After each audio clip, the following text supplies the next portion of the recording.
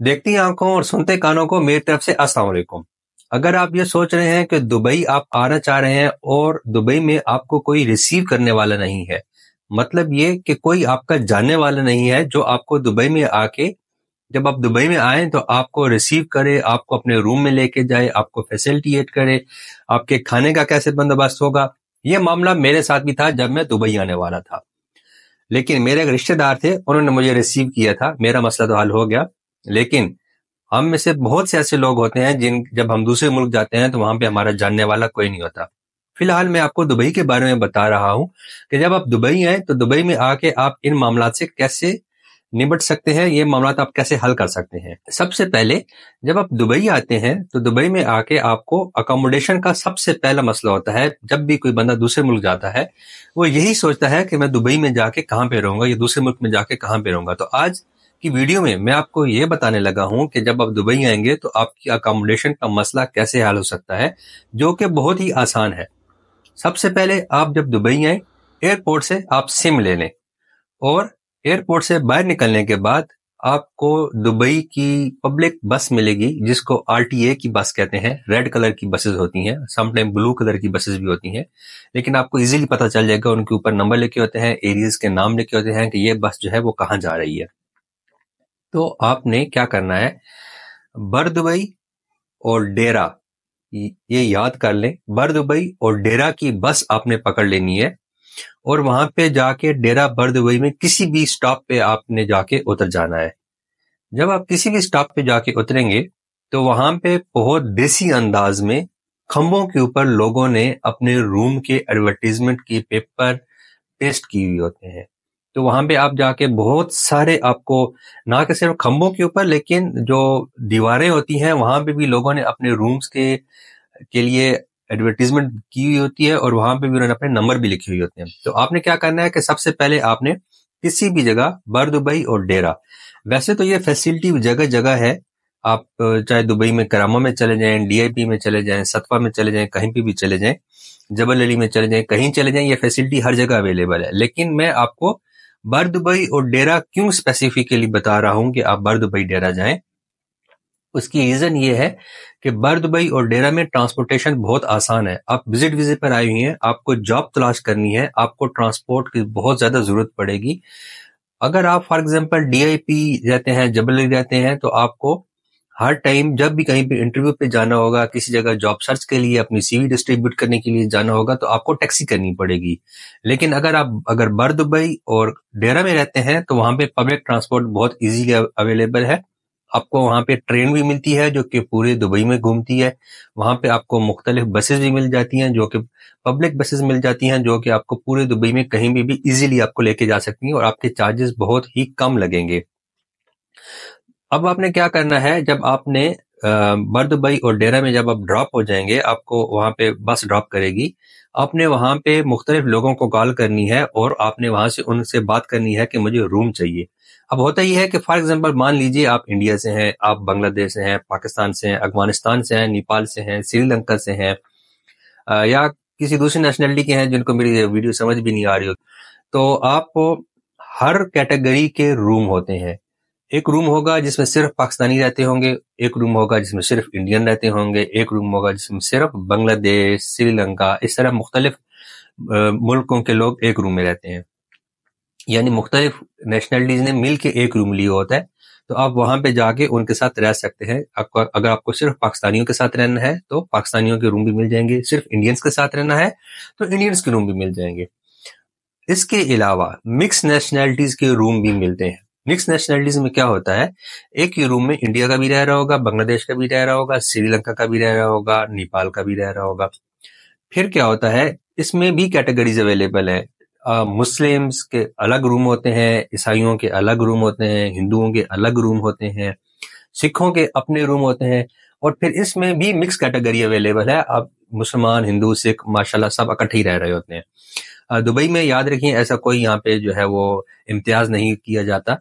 सबको एक तरीके से रहा जाता है और सब एक दूसरे की बहुत इज्जत करते हैं, एक दूसरे के मजहब की भी इज्जत करते हैं। ना कि सिर्फ इज्जत कर देते हैं बल्कि यहाँ पे प्रैक्टिस करने की खुली आजादी है। एक बात, अब ये बात ये है कि चार्जेस किस तरह है यहाँ पे। देखें, आपको शेयरिंग बेड जो है वो 300 से स्टार्ट होता है, जिसमें आपकी इलेक्ट्रिसिटी चार्जेस भी इंक्लूड होते हैं और इंटरनेट भी इंक्लूड होता है। 300 दिरहम। उसमें क्या होगा, अगर रूम 300 दिरहम का है तो ऑफकोर्स उस रूम में 12, 15, 10 लोग रहते होंगे, ठीक है। और क्या होता है, एक बेड नीचे लगा होता है, एक बेड ऊपर लगा होता है। ये बहुत नॉर्मल है यहाँ पे, ऐसे घबराने की जरूरत नहीं है कि पता नहीं, हम अपने मुल्क में तो ऐसे नहीं रहते, लेकिन यहाँ पे टेम्परेरी जब आप विजिट पे आएंगे तो आपको इस तरह की अकोमोडेशन में रहना पड़ता है, क्योंकि इंसान के जहन में इस वक्त बहुत सारी बातें होती हैं। उसने ना सिर्फ अपनी अकोमोडेशन देखनी होती है, बल्कि उसने आने वाले वक्तों में खाना भी खाना है, उसको ट्रांसपोर्टेशन भी चाहिए, उसके मोबाइल का बैलेंस भी होगा, और छोटी छोटी जरूरियात जो होती हैं वो इंसान को वक्त के साथ साथ पैसों की खर्चा करना पड़ता है। तो शुरू में आप आके सस्ते रूम में रहिए। तो मैं बात कर रहा था कि रूम 300 से शुरू होता है, 400, 500, 600 में आपको अच्छा रूम मिल जाएगा, 500 में, 600 में आपको ऐसा रूम मिल जाएगा जिसमें सिर्फ 5 या 6 लोग रहते होंगे। फिर एक मजे की बात यह है कि अगर आप अपने किसी रिश्तेदार के पास रहते हैं जाके, तो रिश्तेदार सिर्फ एक जानने वाला है, या चले रिश्तेदार जानने वाले हैं। लेकिन अगर आप शेयरिंग अकोमोडेशन में रहते हैं तो वहां पे 10 लोग 10 कंपनियों में काम करते हैं। उन लोगों से आपकी दोस्ती हो जाएगी और वो 10 लोग भी आपकी जॉब सर्च करने में आपकी हेल्प करेंगे। तो मेरे हिसाब से ये बहुत अच्छा आइडिया है कि आप जब भी दुबई आए, दुबई आने का अगर आप प्लान कर रहे हैं, वीजे पे आना चाह रहे हैं और यहाँ पे आके आप जॉब ढूंढने के लिए आ रहे हैं, तो शेयरिंग अकोमोडेशन में रहिए। उसका फायदा ये होगा कि शेयरिंग अकोमोडेशन में एक तो आपको रूम सस्ता मिल जाएगा, चलिए ठीक है, अगर आप रिश्तेदार के पास जाते हैं हो सकता है आपको वहां पे फ्री रहाइश मिल जाए, लेकिन जो एक सोशल सर्कल होता है वो आपका शेयरिंग अकोमोडेशन में बहुत अच्छे से बन जाएगा। तो शेयरिंग अकोमोडेशन में जाके वहां पे रहे, आपको 500-600 में अच्छा साफ रूम भी मिल जाएगा, 300 वाले रूम भी मिल जाएंगे, लेकिन जाहिर है जब 300 का रूम होगा तो बंदे भी ज्यादा होंगे। और वहां पे थोड़ा सा जब आप जॉब ढूंढ सर्च कर रहे होते हैं तो फिर आपको वहां पे कुछ मसाइल भी आ सकते हैं कि जैसे इंटरनेट जब वो स्लो हो रहा है क्योंकि लोग ज्यादा हैं, ज्यादा लोग इंटरनेट यूज कर रहे हैं, तो ये बात एक अलग है। लेकिन ये बात भी ध्यान रखें कि वो जाहिर अगर एक रूम में 8-10 लोग रह रहे हैं तो वो ड्यूटी पे भी जाते हैं, तो पीछे से रूम खाली ही होता है। और अगर 5-6 देखें, ये आपकी अपनी चॉइस है, आपको कम रूम वाले में रहना, ज्यादा वाले में रहना, लेकिन मेरा काम था आपको मुख्तलिफ ऑप्शंस बताना। रूम 300 से शुरू होता है, 400, 500, 600, 800, 900, 1000, 1100, 1200, ऐसे जितना महंगा रूम होगा उतने ही कम लोग होंगे एक रूम में, उतना सुकून भी होगा। लेकिन यह है कि अगर आप विजिट पे आए हुए हैं तो कोशिश करें कि मिक्स अपने अखराजात कम से कम करें। शुरू के दिनों में पता नहीं कितना अर्सा लग जाए आपको जॉब ढूंढने में, 1 महीना लग जाए, 2 महीने लग जाए, आपको वीजा एक्सटेंड करना पड़े, 3 महीने के लिए करना पड़े, फिर देखें आपको अपना खाना भी खाना है। तो ये बात याद रखिए कि अपनी अकोमोडेशन सिर्फ बर दुबई और करामा में बर दुबई और डेरा में रखिए। उसकी वजह यह भी है कि बहुत सारी कंपनी जो हैं वो बर दुबई और डेरा में है, और वहां पे आपको जब इंटरव्यू कॉल आती है तो आप इजीली वहां पे पहुंच सकते हैं। मेरा एक दोस्त आया था विजिट वीजे पे, उसको कंपनी ने 3 दिन ट्रायल पे बुलाया था। अगर देखें, अगर वो कहीं दूर रहता होता तो फिर उसको 3 दिन ट्रायल के लिए शायद वो ना आता, लेकिन वो 3 दिन के ट्रायल पे आया, तो देखिए उसकी जॉब लग गई, क्योंकि वो बर दुबई में रहता था और उसको सिर्फ डेरा जाना था। आने जाने का जो उसका अखराजात थे वो सिर्फ 2 दिरहम थे, 2 दिरहम आने के, 2 दिरहम जाने के। अब वो कहीं दूर रहता होता तो शायद आता भी ना और उसकी जॉब भी ना लगती। तो ये बात ज़हन में रखिए, अकोमोडेशन का मसला बिल्कुल नहीं है। आप एयरपोर्ट में आ रहे हैं, आपको कोई रिसीव करने वाले नहीं है, कोई टेंशन नहीं है। आप एयरपोर्ट पे आए, एयरपोर्ट से बाहर निकले, वहां पे आरटीए की बस पकड़ें, ब्लू कलर की होगी या रेड कलर की होगी, उनसे वहां से पूछ लें किसी से कि मुझे बर दुबई जाना है, डेरा जाना है। एयरपोर्ट से पहले ही आप सिम ले लीजिएगा। वहां जाके मैंने आपको तरीका बता दिया कि आपने किस तरह वहां पे लोगों को कॉल करनी है। वो खुद आपको रिसीव करने आएगा। जिस बंदे को आप कॉल करेंगे ना, आप बोलेंगे मैं फलां जगह खड़ा हूँ, अगर वो खुद नहीं होगा तो अपने रूम में से किसी बंदे को भेजेगा कि यार ये बंदे को रूम पे लेके जाओ, उसको रूम दिखा दो। तो आपको ये मसला इमीडिएटली हल हो जाएगा। बिल्कुल मत सोचिए कि मैं दुबई जाऊंगा मुझे कोई रिसीव करने वाला नहीं है।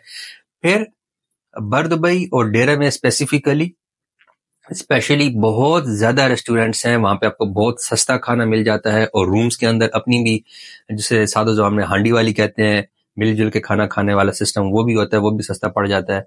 लेकिन आप शुरू के दिनों में हांडी वाली सिस्टम में मत जाइएगा, क्योंकि फिर हांडी वाली सिस्टम में इंसान को काम भी करना पड़ता है, वो उसको खाना पकाना पड़ता है, उसको काटना पड़ता है, सब्जी लेके आनी पड़ती है, बर्तन धोने पड़ते हैं। उससे क्या नुकसान होगा, आपका टाइम जाया होगा। उससे अच्छा है 10 दिरहम का बाहर से खाना खा लें, कभी 2 दिरहम का नाश्ता कर लें, शुरू के दिनों में थोड़ा सा गुजारा करें।